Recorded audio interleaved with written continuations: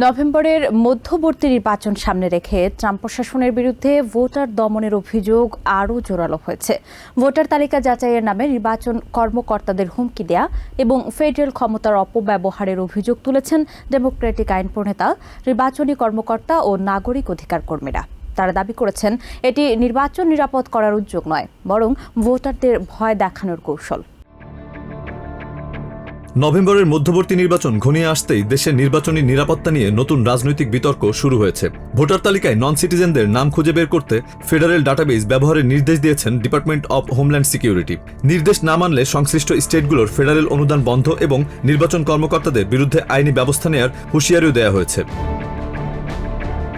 ভার্জিনিয়ার Democratic congressman James ওয়াকিন্স বলেন, নন সিটিজেনদের vote দেওয়ার ঘটনা খুবই বিরল। তার দাবি, ট্রাম্প প্রশাসন যে অভিযোগ করেছে তার পক্ষে কোনো বিশ্বাসযোগ্য তথ্য নেই। ওয়াকিন্সের অভিযোগ, 2020 সালের নির্বাচনের মতো একই কৌশল অনুসরণ করে এবারও নির্বাচনের ফল নিয়ে আগাম সন্দেহ তৈরির চেষ্টা চলছে।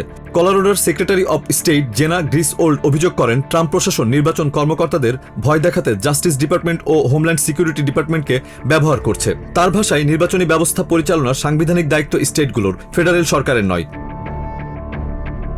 অন্যদিকে লিগ্যাল ডিফেন্স ফান্ডের প্রেসিডেন্ট জেনাই নেলসনের মতে, ট্রাম্পের সাম্প্রতিক ভাষণের উদ্দেশ্য নির্বাচনকে নিরাপদ করা নয়, বরং ভোটারদের আস্থা দুর্বল করা। তিনি বলেন, নির্বাচনী জালিয়াতির ভিত্তিহীন অভিযোগ, ভোটার দমন এবং ভয়ভীতি এইসব গণতন্ত্রের জন্য প্রকৃত হুমকি।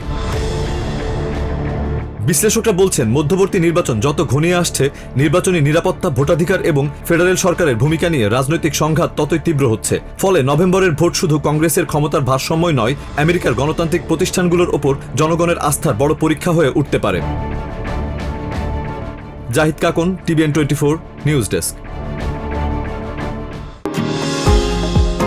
নিউ ইয়র্ক থেকে সম্প্রচারিত TVN 24 টেলিভিশন বিশ্বজুড়ে বাঙালির কণ্ঠস্বর।